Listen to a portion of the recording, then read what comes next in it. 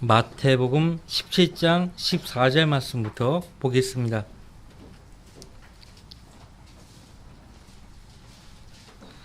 엿새 후라고 되어 있는데 정확하게 그 날이 누가복음 9장에서 약 8일째 되는 날이라고 했는데요. 정확히 며칠이 지났는지 몰라서 하는 말이 아니고 주님의 재림의 시기가 인류 역사 6천년이 지나고 새로운 천년이 시작되는 천년왕국임을 강조하기 위해서, 각인시키기 위해서요, 이 표현을 쓴 것입니다. 엿새 후에 또는 약 8일째 되는 날에. 그냥 약이라는 표현을 쓰지 않고 8일째 되는 날 이렇게 썼으면은 뭐 그냥 무단하게 지나갈 텐데 강조를 하는 것이죠. 강조를. 그러니까 인류 역사 6천년이 지나고 새로운 천년이 시작되는 천년왕국. 창세기의 창조 사역을 보면은 하나님께서 일곱째 날에 쉬셨다고 했잖아요. 그 창조의 각 하루가 인류의 전체 역사를 말한다고요. 예, 하나님께 하루는 천년 같고 천년이 하루 같다고 베드로후서 3장 8절에서 말씀하고 있지 않습니까? 그렇게 하시고, 자 14절 말씀, 그들이 무리에게 오자 한 사람이 주께 와서 무릎을 꿇고 말씀드리기를, 주여 내 아들에게 자비를 베푸소서.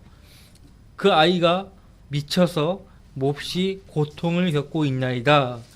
왜 이 아이가 미쳐서 고통을 받는가? 마가복음과 누가복음에 보면은 더 정확합니다.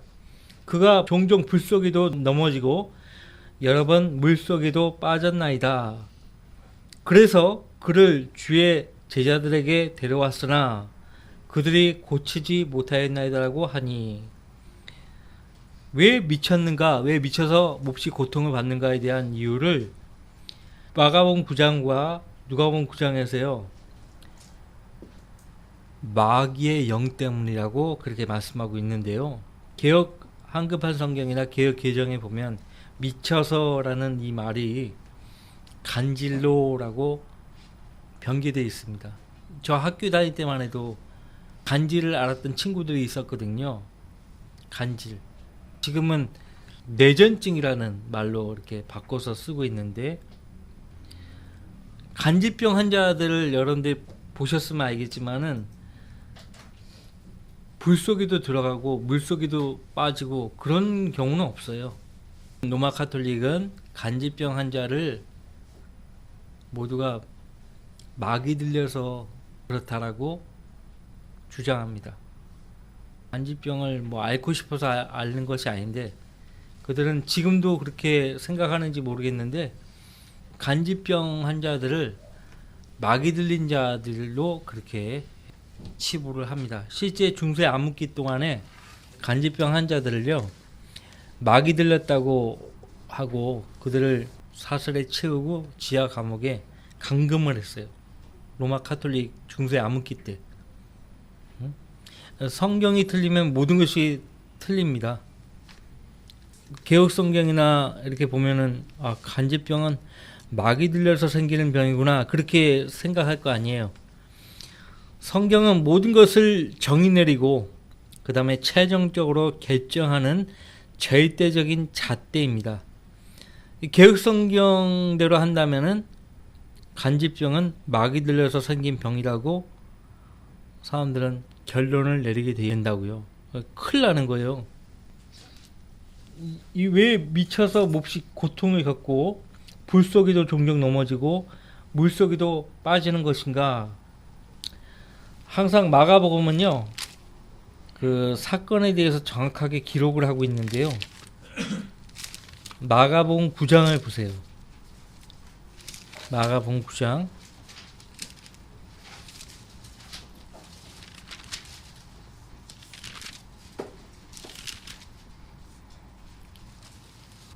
마가복음 9장 18절 말씀부터.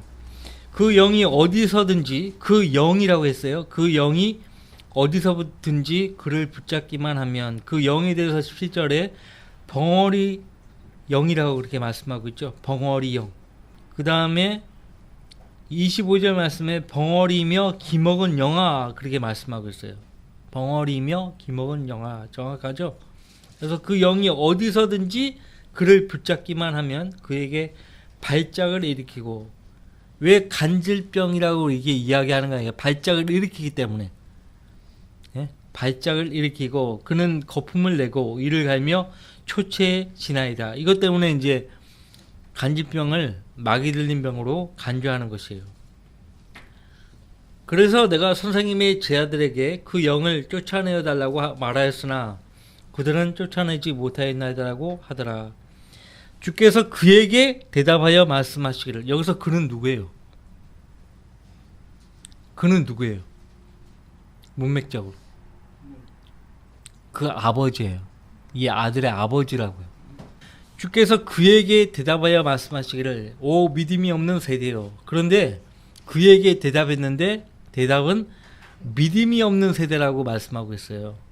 언제까지 내가 너희와 함께 있어야 하겠느냐? 언제까지 내가 너희를 참아야 하겠느냐?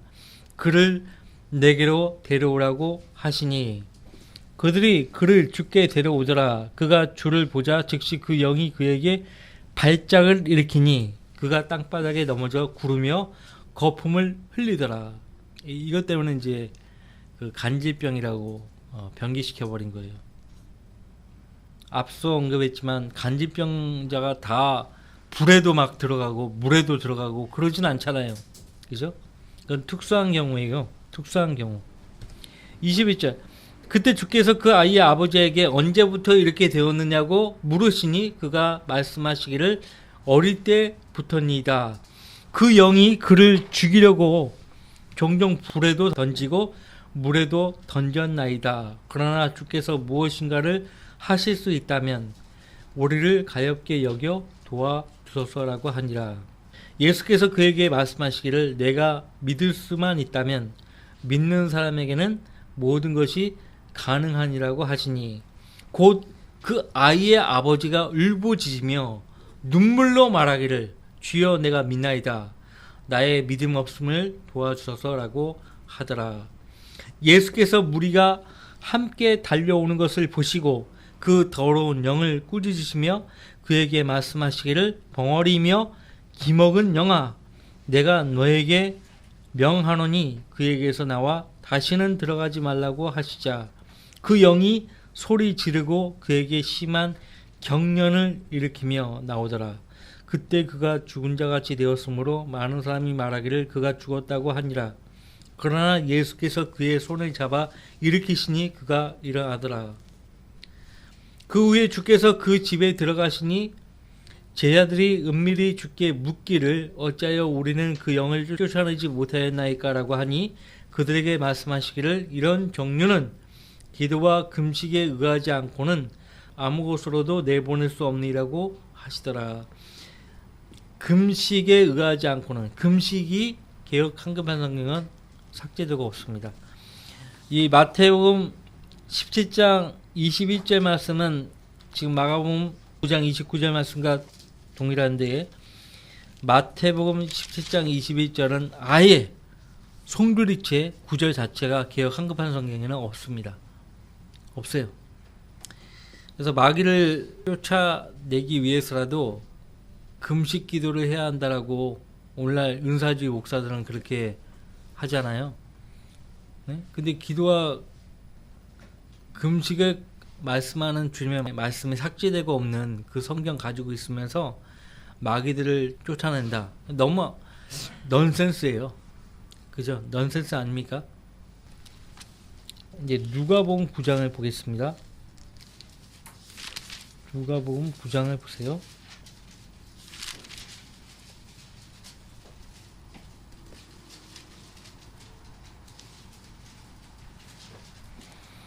(39절) 그런데 보셔서 이 38절에는 이 아이가 외아들이라고 그렇게 말하고 있어요. 외아들. 39절 그런데 보소서 한 영이 이 아이를 붙들기만 하면 갑자기 소리를 지르고 거품을 내며 발작을 일으키고 상처를 입히면서도 좀처럼 아이를 떠나지 아니하나이다. 내가 선생님의 제자들에게 그 영을 쫓아내어 달라고 간청하였으나 그들은 쫓아내지 못하였나이다라고 하니. 지금 이제 그 마태복음, 마가복음, 누가복음에 이 사건을 다루고 있는데 조금은 다르죠. 추가되는 부분도 있고, 그 단순한 육체적인 질병과 마귀의 영향으로 생긴 질병은 우리가 성경을 보면서 구분을 할 수 있어야 합니다. 단순한 육체적인 질병 가지고 마귀 들려서 그렇다라고 치부해 버리면 곤란해요. 이 아이가 겪는 질병은 마귀가 주는 질병이에요. 간질병이 아니라고요. 마귀 들린 병으로 간질병을 그렇게 치부하는데 그게 아니에요. 마귀가 어떤 사람에게 이렇게 들어가면은 뜨거운 곳, 물이 있는 곳 좋아한다는 사실을 우리가 이미 마태복음 8장에서 보았습니다. 여기서도 지금 종종 불 속에도 던져지고 물 속에도 빠져든다고 하지 않습니까? 주님께서 책망을 하셨는데, 오 믿음이 없고 비뚤어진 세대요. 이 외아들의 아버지와 그 다음에 그때 그 무리들 가운데요, 주님이 하신 일을 믿지 않았던 군중들이 있어요. 대표적으로 서기관들, 이 아버지와 더불어 서기관들, 다 믿음이 없고 비뚤어진 세대라고 주님이 책망을 합니다. 그래서 제 아들만의 잘못이 아니었다는 것. 언제까지 내가 너희를 참아야 하겠느냐? 언제까지 내가 너희를 참아야 하겠느냐? 왜 우리가 마귀를 쫓아내지 못하였나이까? 라고 제 아들이 주님께 와서 묻자 예수님이 뭐라고 말씀하셨습니까? 20절에 마태복음 17장 20절, 예수께서 그들에게 말씀하시기를 너희가 믿지 않기 때문이라. 일단 이 마태복음 17장은 제자들에게 하시는 말씀이죠. 마가복음이나 누가복음에 보면은 제자들만이 아니라 그 아버지와 그 군중에 믿지 않는 모든 사람들, 서기관들까지 다 포함되는 것이에요. 진실로 내가 너희에게 말하노니 너희에게 겨자씨 하나일 만한 믿음이 있다면. 겨자씨 보셨어요? 겨자씨? 본 적이 없으면 찾아봐야 돼요. 인터넷이 발달됐으니까 그걸 여러분들이 이용을 할 수 있어야 돼요. 겨자씨 보면은 되게 작아요. 굉장히 작은데 그 겨자씨 하나일 만한 믿음이 있다면 너희가 이 산에게 말하여 여기서 저리로 옮겨져라 하면 옮겨질 것이요 또 너희에게 불가능한 일이 전혀 없을 것이니라. 믿음이 조금이라도 있으면은 그 믿음을 행사할 수 있다. 그 믿음으로 기도하고 금식을 해서 마귀들을 쫓아낼 수 있다 말씀하고 있습니다. 항상 기도와 금식을 한다고 해서 마귀들을 쫓아낼 수 있는 건 아니에요. 특히 이 시대, 이 교회 시대. 그럴 수 있다면 얼마나 좋겠어요. 근데 이건 지금 유대인들에게 하시는 말씀이에요. 유대인들에게. 그 다음에 환난 때에 애통하며 하나님께 나가서 금식을 해야만 마귀를 대적할 수 있다는 말씀을 지금 이 17장 21절 말씀에 개역성경에 삭제되고 없다고 했잖아요. 그걸 감추는 것이에요. 대환란 때 금식을 해야 된다는 그것을 감추어 버리는 거예요. 그러니까 이 시대에도 마귀에게 사로잡힌 사람들을 고치기 위해서 기도와 금식이 필요하다 이렇게 말하기는 어렵다는 것이죠. 꼭 그렇지만은 않아요. 이것은 지금 표적으로 주어진 말씀이에요. 표적은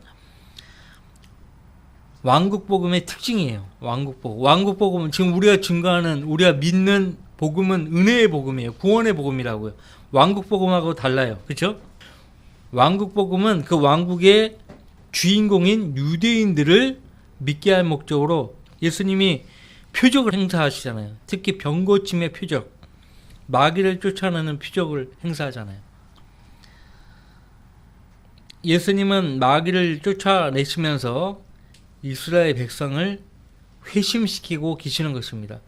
그런데 예수님이 통치하는 왕국 때 왕국의 백성이 막이 들려 있는 상태로 있으면 곤란하죠. 지금 예수님은요, 막이 들린 아이를 고치신 이 일은 막이 들린 상태에 있는 이스라엘 백성을 회복시키는 모형이 됩니다. 모형이 돼요. 이 왕국복음이 제자들에게 위탁됐는데 그 능력을 행사하지 못하는 거죠. 왜 그런가 하니까 기도를 하지 않은 것이에요. 금식도 해본 적이 없어요. 당연히 마귀를 내쫓을 수가 없죠. 지금은 아니에요. 지금은 아닙니다.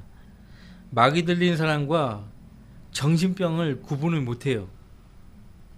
윤사주의 목사들은 정신병을 다 마귀 들린 것으로 간주를 해버려요. 그게 문제죠.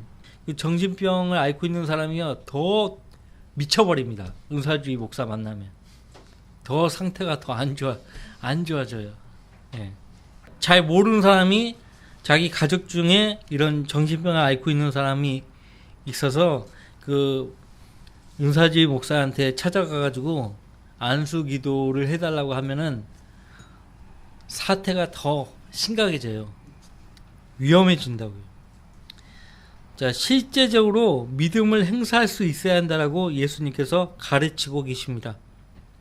실제적으로 대환란 때도 믿음이 필요해요. 이제 그렇게 금식 기도를 강조하면서 기도와 금식에 의하지 않고는 나가지 아니한다는 이 말씀이 없는 성경 가지고 있는 사람들이 얼마나 많습니까? 왜 이 구절이 삭제되고 없는지 그 이유도 알려고도 하지 않아요. 그게 문제죠. 제가 놀란 거는요, 이 21절 말씀이 없음이라고 되어 있는 걸 발견했을 때 제일 먼저 놀랐어요. 성경에 있다가, 개혁 성경을 읽다가 어떤 사본은 이 구절이 있음이라고 되어 있는 거예요. 22절 말씀 보십시오. 창세기 18장 14절 말씀에도 하나님께는 가능하니라 그런 말씀 하셨죠. 우리가 산을 옮길 만한 믿음 얘기하는데 우리 힘으로 산이 옮겨질 수 있습니까? 누군가가 산을 옮기게 해달라고 기도했는데요, 그 다음날 아침에 일어나 보니까 산이 진짜 없어졌어요. 다이너마이트로 산이 싹 없어지고 불도저로 밀고 있어요. 밀고.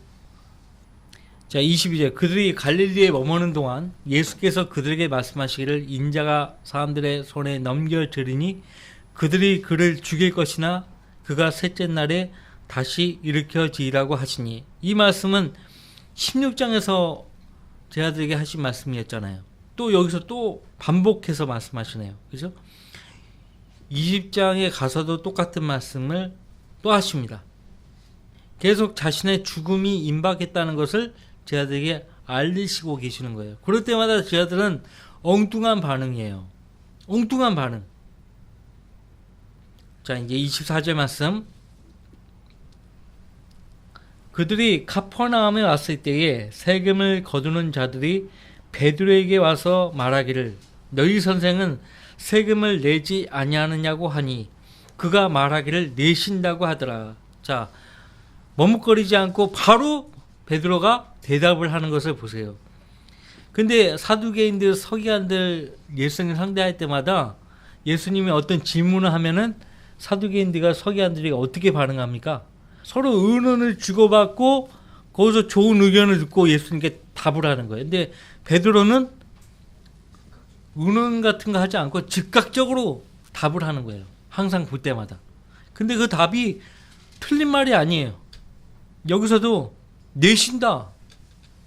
이게 내신다고 했을 때 진짜 예수님이 내셔서 하는 말인지, 어쨌든 내가 예수님 비난받게 하면 안 되니까 내시는 걸 내가 못 봤지만은 내신다고 그냥 해본 말인지 나는 모르겠지만요, 내신다 그렇게 답을 했어요.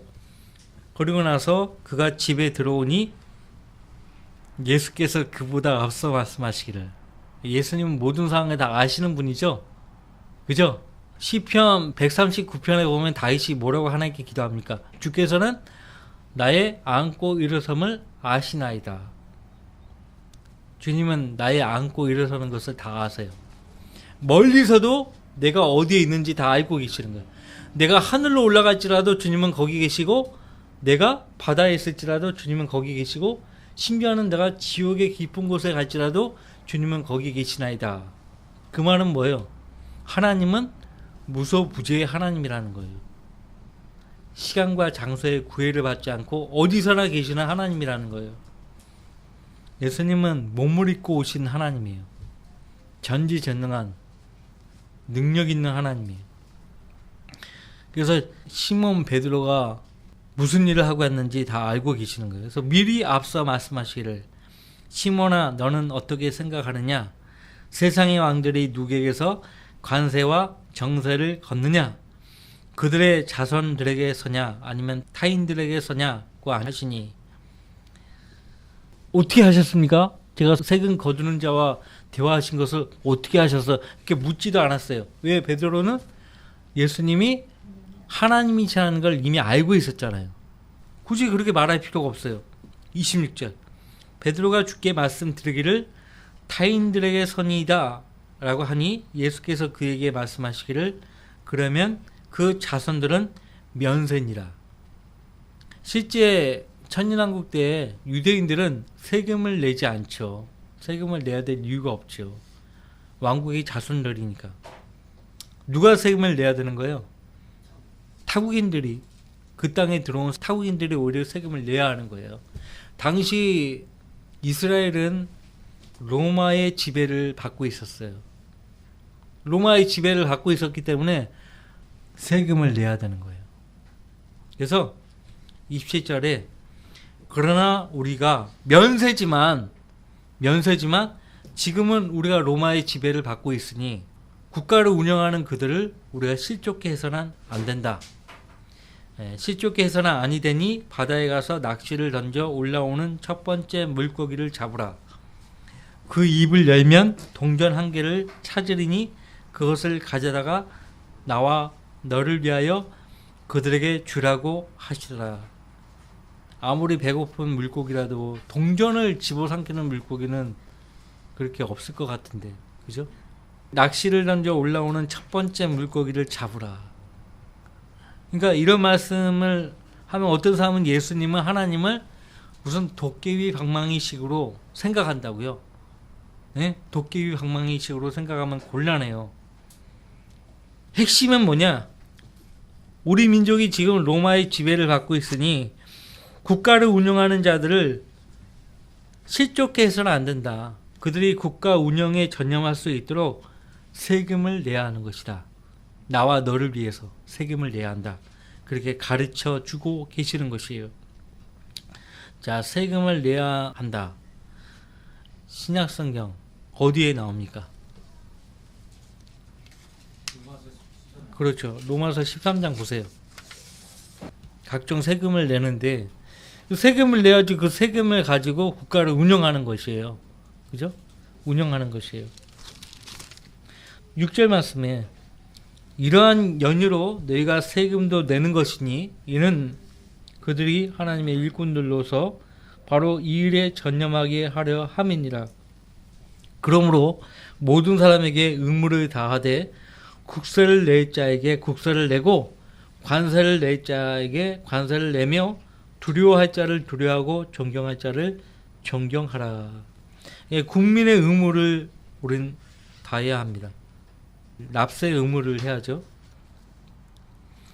예수님은요 항상 양자택일의 문제에 있어서 분명하게 선택을 할 수 있도록 분명한 구분을 지어주십니다.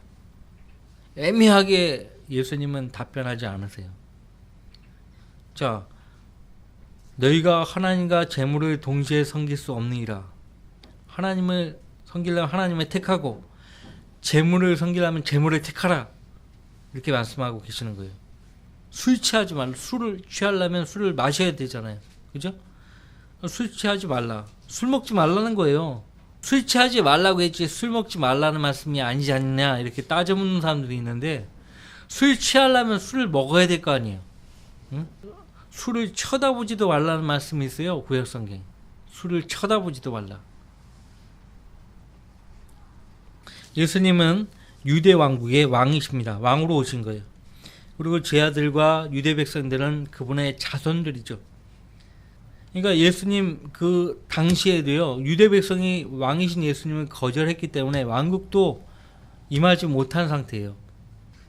예수님 이 말씀하신 그 상황에서 주님의 왕국이 세상에 속한 것이 아니지만은 주님의 왕국이 될 그 유다 나라에서 그 왕국의 자녀들이 갖는 특권을 예수님께서 설명을 하신 것이에요. 요한복음 18장 아십니까? 나의 왕국은 이 세상에 속한 것이 아니라고 말씀하시잖아요. 그죠? 지금은 이 세상에 속한 것이 아니다. 시제가 중요해요. 시제가.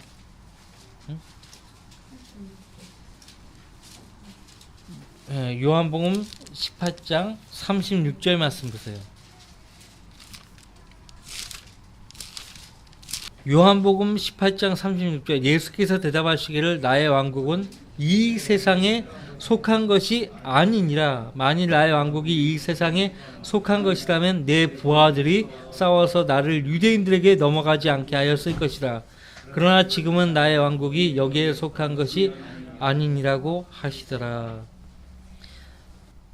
예수님 왕국이 이 세상에 속한 것이라면요, 진작 유대 백성들이 예수님을 그들의 왕으로 받아들였어야 했었어요. 그죠? 그러면 세상이 예수님의 왕국이 되는 거예요. 예수님을 거절했기 때문에 그때 그 상황에서는 세상이 주님의 왕국이 될 수 없었던 것이에요. 지금도 마찬가지예요. 예수님 오실 때까지는 이 세상은 이 세상이에요. 그래서 이 세상의 통치자를 하나님이라고 말하지 않고 마귀라고 말씀하고 있잖아요. 지금 이 세상의 통치자는 누구예요? 하나님이 아니에요. 마귀예요. 마귀. 사탄이라고요. 사탄이에요. 자, 다시 돌아오셔서요. 27절 나와 너를 위하여 그들에게 주라. 예수님도 세금을 내신 거죠. 그렇죠? 지금 우리가 세금을 내야 되는 이유는 국가 운영을 하는 그들이 그 일에 전념하게 하기 위해서요. 세금을 내는 것뿐이에요. 우리나라는 너무 무리하게 다양한 세금을 거두어서 문제죠. 그 적그리스도는요, 다니엘서에 세금을 거두는 자로 그렇게 예언되어 있어요. 지금보다 더 세금을 많이 내게 할 거예요. 엄청나게 부과할 거예요. 그래서 가진 사람들은요, 다 뺏기게 돼 있어요. 지금 우리나라 정책 보세요. 부자들에게서는 어떻게든지 더 거둬가려고 하잖아요. 그리고 뺏어가지고 없는 사람들에게 나눠주잖아요. 이게 뭐죠? 사회주의예요. 공산주의예요. 우리나라가 지금 그렇게 흘러가고 있어요. 그래서 지금 의미가 없어요. 돈을 모으는 게 의미가 없다고요. 뺏길 거니까요. 언젠가는 뺏겨요. 적그리스도는 세금을 엄청나게 거둘 겁니다. 엄청나게. 예수님은 이 본문에서 세금을 내셨는데 적그리스도는 세금을 거두는 자로 다니엘서에서 예언되어 있어요. 예, 지도관자예요. 지도관자. 자, 시간이 많이 경과되어서요. 여기서 마치겠습니다.